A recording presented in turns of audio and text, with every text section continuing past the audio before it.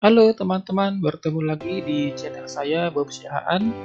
Pada kali ini kita akan membahas cara menghitung PPh pasal 21 untuk bukan pegawai yang menerima penghasilan bersifat berkesinambungan.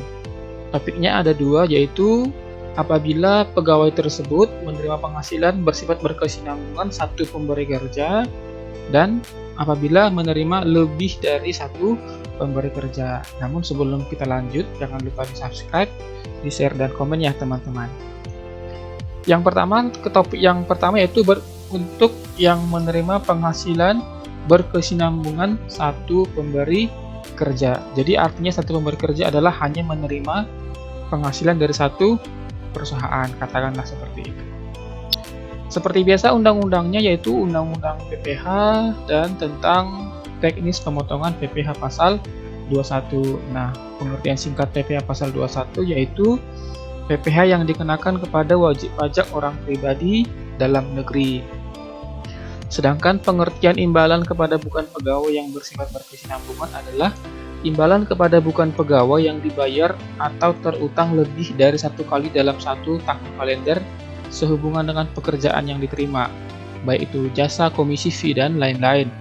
Jadi kalau satu rekanan, katakanlah satu orang menerima penghasilan selama setahun 2 kali, sudah termasuk dalam kategori berkesinambungan. Jadi 2 kali yang dimaksud bukan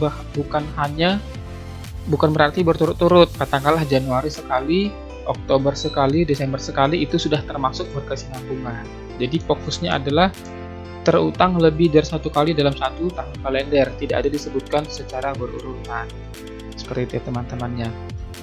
Nah, dasar pengenaan pajaknya adalah 50% dikali penghasilan bruto dikurang PTKP dikali persentase tarif lapisan. Dia cara menghitung besaran penghasilan kena pajaknya. Nah, kita ke contoh yang pertama. Polan bekerja sebagai agen asuransi, bukan pegawai tetap pada perusahaan PT Asuransi Jaya Selalu. Ia telah memiliki NPWP, belum menikah, dan tidak punya tanggungan.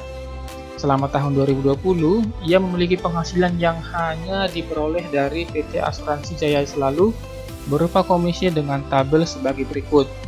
Nah, jadi informasi di sini adalah dia sebagai agen asuransi, bukan pegawai tetap, punya NPWP, belum menikah, tidak punya tanggungan, dan hanya menerima penghasilan dari PT Asuransi Jaya Selalu.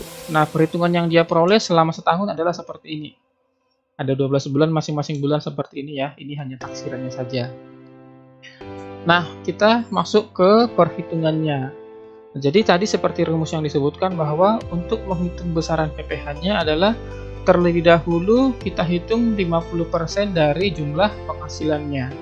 Jadi ini nomor, bulan, dan jumlah ini diperoleh dari tabel ya. Nah, kemudian kita menghitung 50% dari penghasilannya. Jadi kalau seandainya yang bulan Januari 45 juta, maka penghasilan yang dikenakan pajaknya adalah 22.500.000. Nah, kemudian dikarenakan tadi si Polan belum menikah dan tidak mempunyai tanggungan, maka PTKP-nya adalah 54 juta.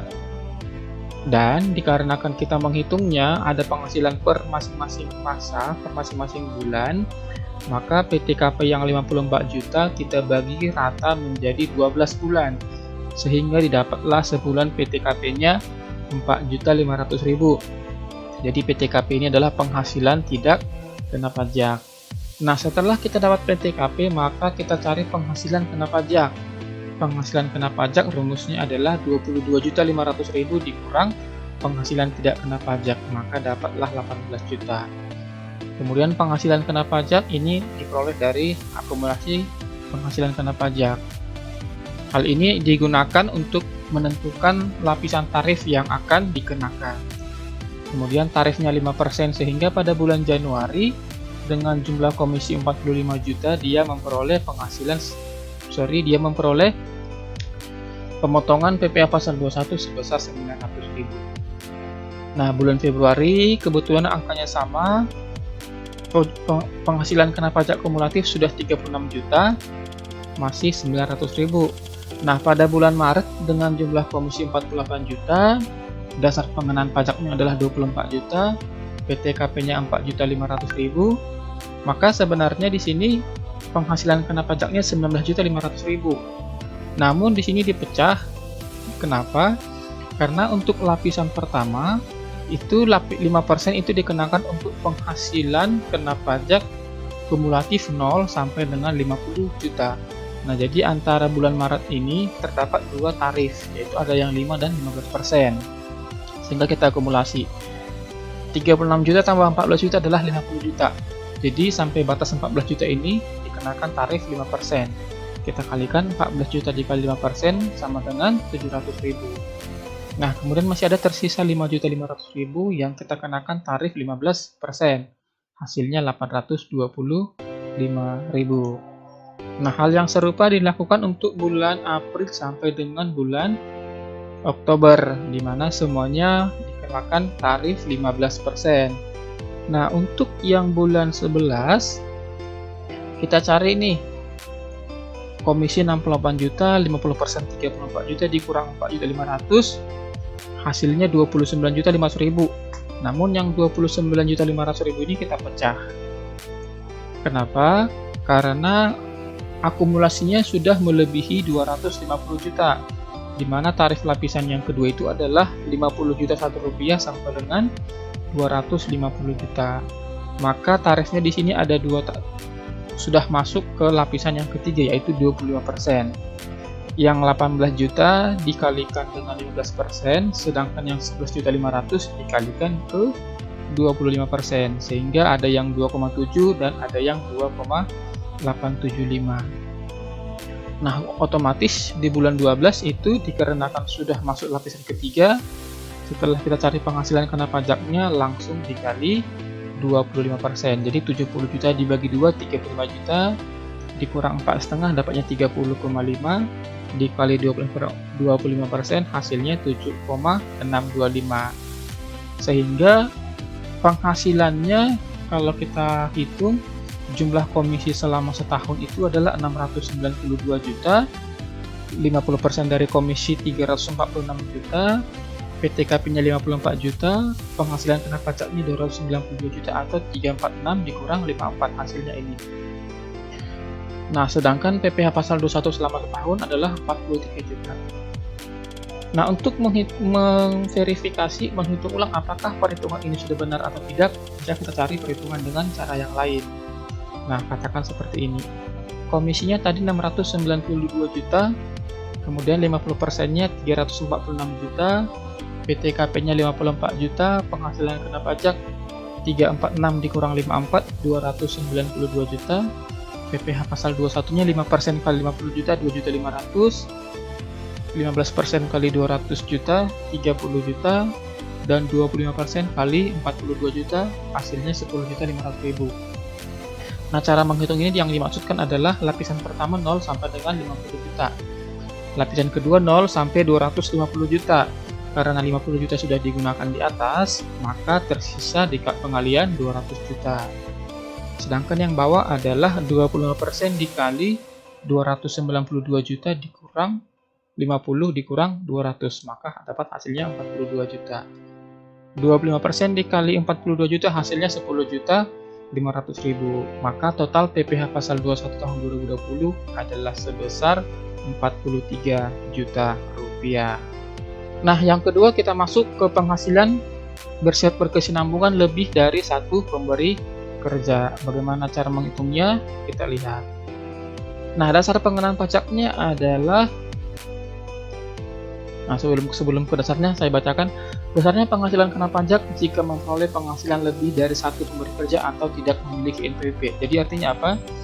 Jika menerima penghasilan bersifat berkesinambungan lebih dari satu pemberi kerja, maka rumusnya adalah 50% dikali penghasilan bruto dikali persentase tarif. Atau jika tidak memiliki NPWP juga sama, 50% dikali penghasilan bruto dikali tarif ditambah 20% karena tidak memiliki NPWP. Jadi perbedaannya dengan yang hanya menerima satu pemberi kerja di PTKP-nya, di penghasilan tidak kena pajak. Di contoh sebelumnya, dikarenakan hanya satu pemberi kerja, maka dikurangkan di sini PTKP. Tapi untuk yang menerima lebih dari satu pemberi kerja tidak ada pengurangan PTKP. Langsung saja kita ke contoh. Polan membuka usaha jasa bengkel. Ia telah memiliki NPWP, belum menikah, dan tidak punya tanggungan. Ia memiliki rekan perusahaan asuransi lebih dari satu perusahaan. Selama tahun 2020, ia memperoleh penghasilan jasa bengkel dari PT Asuransi Jaya Selalu berupa jasa bengkel dengan tabel sebagai berikut. Nah, jadi yang pertama di sini disebutkan adalah ia memiliki NPWP, berarti tidak ada penambahan tarif lebih tinggi 20%. Belum menikah dan tidak punya tanggungan, di dalam hal ini tidak berlaku, artinya tidak mempengaruhi karena ini ya, lebih dari satu pemberi kerja, sehingga PTKP-nya kan ini ya, belum menikah dan tidak punya tanggungan, ini kan berhubungan dengan PTKP. Sementara pada case ini tidak ada dilakukan pengurangan PTKP. Nah, ini contohnya, jumlahnya kebetulan saya buat persis sama dengan contoh yang pertama ya. Saya hanya ganti yang tadi adalah komisi, di sini adalah jasa. Totalnya juga sama. Nah, perbedaan dari penyelesaian soal pertama, di dalam tabel ini tidak ada yang namanya kolom penghasilan tidak kena pajak atau kolom PTKP. Jadi langsung saja, jumlah jasa 45 juta, kemudian 50%-nya 22.500.000, langsung dikali 5%, 1.125.000, tidak ada pengurangan PTKP. Februari juga sama. Nah, bulan Maret dikarenakan total keseluruhan sudah mencapai 69 juta, di mana tarif lapisan pertama hanya sampai dengan 50 juta, maka dibagi 2, dipecah ya, 48 juta dibagi 2 kan harusnya kan 24 juta ya teman-teman, tapi di sini ada yang 5 juta untuk yang tarif 5%, 19 juta untuk tarif yang 15%. Nah, ini sama seperti contoh yang pertama, penghasilan kena pajak kumulatif ini digunakan untuk mengetahui apakah sudah masuk ke lapisan tarif yang pertama, kedua, ataupun yang ketiga.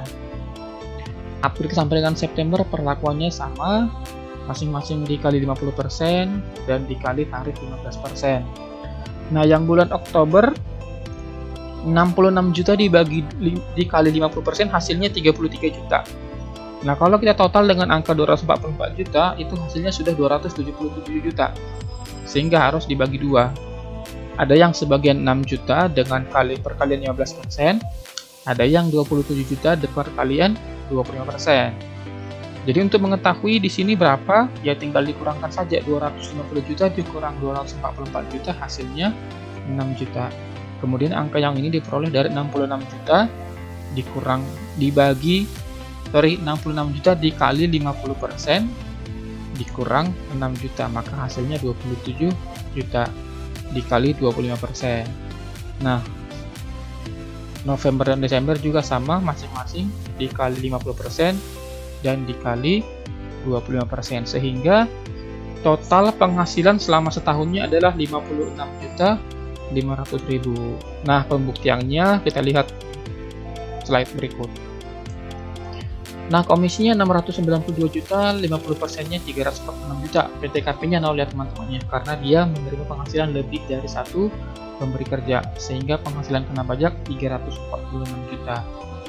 Lapisan yang pertama 5% kali 50 juta sama dengan 2.500.000. Lapisan yang kedua 15% dikali 200 juta sama dengan 30 juta. Lapis yang ketiga 25% dikali 346 dikurang 50 dikurang 200, sisanya 96 juta.